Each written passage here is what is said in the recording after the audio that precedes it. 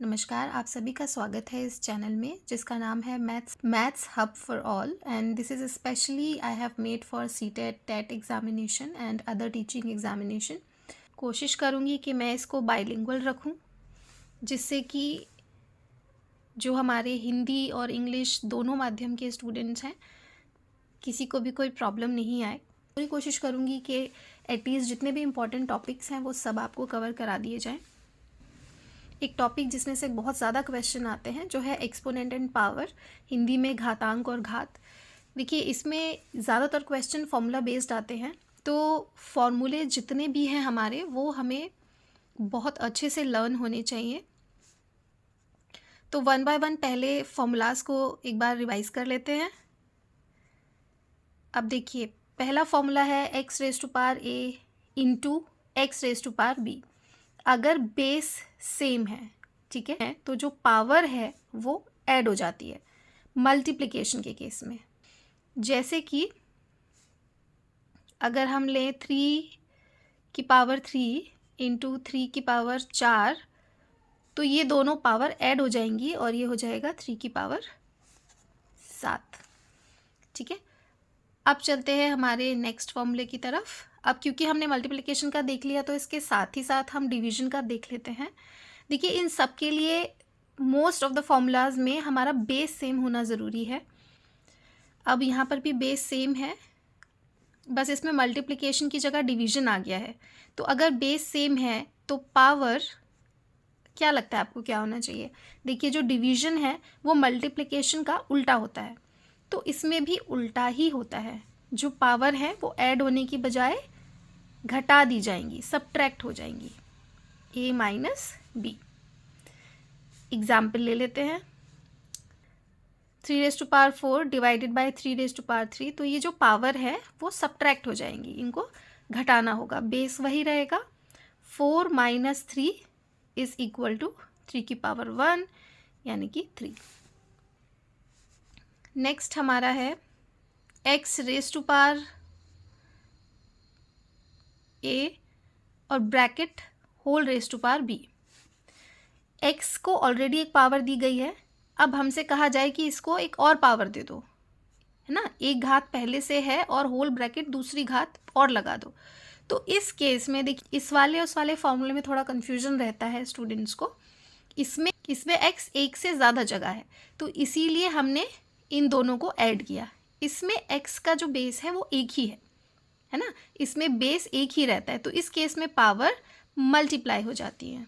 तो इसका जो आंसर है या इसका जो फॉर्मूला है वो हो जाता है x की power a into b. Example देख लेते हैं। सपोज 3 की पावर 4, मैं सेम ही एग्जाम्पल ले रही हूँ जिससे आपको डिफरेंस समझ में आए। तो 3 की power 4 whole raise to power 3, तो इन दोनों का गुणा हो जाएगा और ये हमारा बेस सेम रहेगा। तो 3 की पावर 4 इंटू 3, 4 इंटू 3 12। ठीक है, आप देख रहे हैं हर केस में ऑब्वियसली आंसर डिफरेंट आएगा जबकि दिखने में ये सब सिमिलर लग रहे हैं। अब नेक्स्ट है किसी भी बेस की अगर पावर 0 होगी तो उसका आंसर हमेशा 1 आएगा। सपोज मैं 1000 की पावर 0 लूँ और 3 की पावर भी 0 लूँ। अब मैं आपसे पूछूँ इनमें से कौन सा बड़ा है? कोई भी बड़ा नहीं है, बिकॉज दोनों की पावर तो अल्टीमेटली 0 हो गई, तो दोनों की ही वैल्यू 1 है। तो ये इससे कोई फ़र्क नहीं पड़ता कि आपका जो बेस है वो कितना बड़ा है, अगर पावर 0 है तो उसका जो आंसर होगा वो 1 होगा। अब नेक्स्ट है x की पावर। अब नेक्स्ट हमारा फॉर्मूला है x की पावर माइनस a। तो इस केस में क्या होता है कि ये अगर ये x की पावर a होता तब उसका तो मतलब होता कि x को हमने a पावर दी है, यानी कि x को हम a बार गुणा कर रहे हैं, मल्टीप्लाई कर रहे हैं। लेकिन अगर x को माइनस a पावर दी है तो माइनस भी क्या किया हमने, उल्टा कर दिया। तो उल्टा करने का मतलब हमने उसको डिवीजन में ले गया। ये सब चीज़ें मैं आपको याद कराने के लिए बोल रही हूँ कि उल्टा कर दिया और ये सब। अदरवाइज आप इसको सीधे सीधे इस फॉर्मूले को आप लर्न भी कर सकते हैं कि अगर पावर माइनस में है तो 1 अपॉन करके उसको हमें डिनोमिनेटर में ले जाना है और डिनोमिनेटर में जाते ही वो प्लस में हो जाएगा।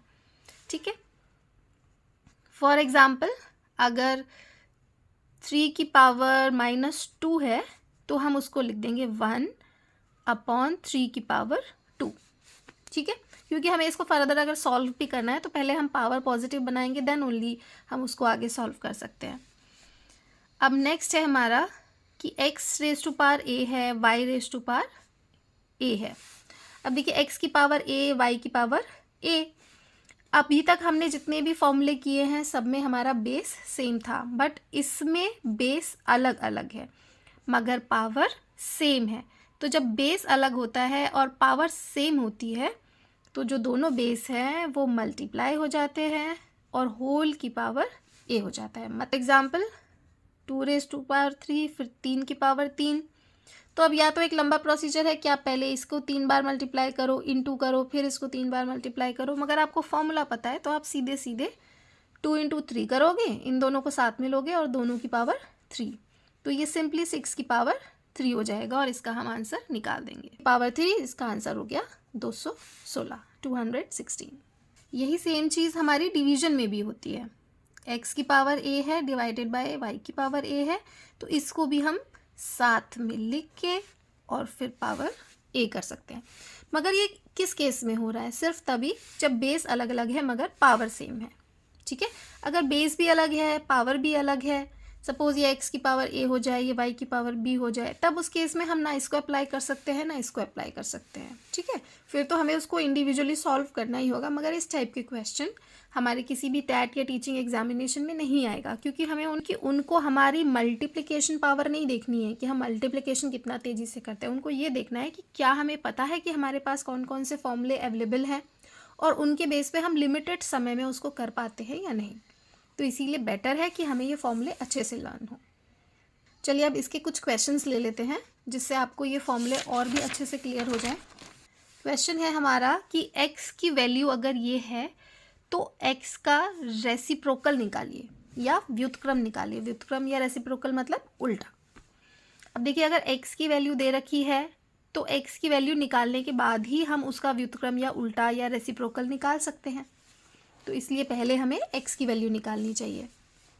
तो पहले x की वैल्यू निकाल लेते हैं। x, अब देखिए हमने जब माइनस का फॉर्मूला किया था जिसमें था x की पावर -a है, तो अगर हमें इस पावर को पॉजिटिव बनाना है तो इस पूरे के पूरे को उठा के हमें उल्टा कर देना है। ये अगर ऊपर है तो इसको नीचे ले जाना है, ठीक है। इसको हमें उल्टा कर देना है, x की जगह 1/x कर देना है। ऐसे ही यहाँ पर 1/3 दिया है और इसकी पावर -2 है, तो अंदर जो है उसको उल्टा कर देना है। x की जगह हमने कर दिया था 1/x, ऐसे ही यहाँ पर हम 1/3 की जगह कर देंगे। 1/3 का उल्टा क्या होता है? 3, तो 1/3 की जगह कर देंगे 3, तो ये जो हमारी पावर है वो पॉजिटिव हो जाएगी, ठीक है। इसको अभी ऐसे ही छोड़ते हैं डिवीजन को, क्योंकि यहाँ पर भी अभी माइनस है। क्या करना है हमें? ब्रैकेट के जो अंदर है उसको उल्टा कर देना है, तो हमारी पावर पॉजिटिव हो जाएगी। आप समझ रहे हैं? जैसे यहाँ x, तो ये 2/3 है, 2/3 का उल्टा 3/2, पावर है वो हमारी पॉजिटिव हो जाएगी। अब हम इसको आसानी से सॉल्व कर सकते हैं। 3 का स्क्वायर 9 डिवाइडेड बाय 3 का क्यूब अपॉन 2 का क्यूब। इसमें ये 9 है हमारे पास, ठीक है, डिवाइडेड बाय 27 डिवाइडेड बाय, अब इसको अगर हम सॉल्व करेंगे तो ये हो गया 3 की पावर 3 27। अब एक बात समझिए कि देखिए डिवीजन मल्टीप्लिकेशन का उल्टा ऑपरेशन है, उल्टा काम है, ठीक है।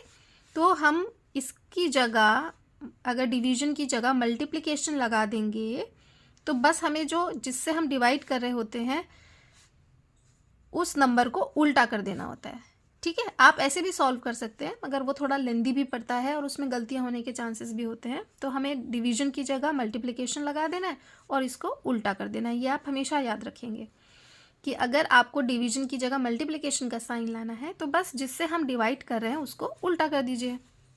इसको हमने उल्टा किया, सॉल्व किया, तो हमारा आंसर आ गया 8/3,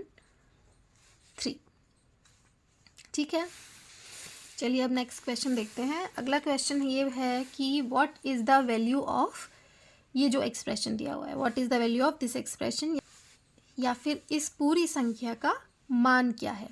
तो इसके लिए भी हम इसको सिंपली सॉल्व करते जाएंगे। देखिए जहाँ आप माइनस देखें, सबसे पहले तो यही समझ जाएं कि हमें उसको प्लस बनाना है ना। पावर में या घात में जब हम माइनस देखते हैं तो हमें क्या करना है, उसको हमें प्लस बनाना है। प्लस बनाने के लिए वो जिसकी पावर है यानी कि जो बेस है उसको उल्टा कर देना है। तो 1/2 को उल्टा कर दिया, हो गया 2। उस ऐसा करने से पावर बन गई पॉजिटिव। माइनस को अभी यहीं छोड़ते हैं, और यहाँ पर भी माइनस है, इसको बनाना है पॉजिटिव, तो जो ब्रैकेट में है उसको कर देते हैं उल्टा, हो गया 4। ठीक, अब यहाँ पर 2 का स्क्वायर हो गया 4, 4 की पावर 1 4 ही रहेगा, -2। अब 4 - 4 0, क्या आप बता सकते हैं इसका मान क्या होगा। 0 को हम कितनी भी बार मल्टीप्लाई करते जाएं,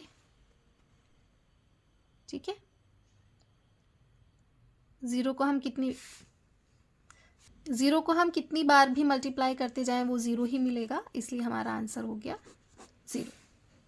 तो ये थे कुछ घातांक या फिर पावर एक्सपोनेंशियल के क्वेश्चंस और उसके कॉन्सेप्ट। आई होप आपको काफ़ी हद तक क्लियर हुआ होगा। अगर वीडियो पसंद आया हो तो प्लीज़ लाइक कीजिएगा। Thank you for watching.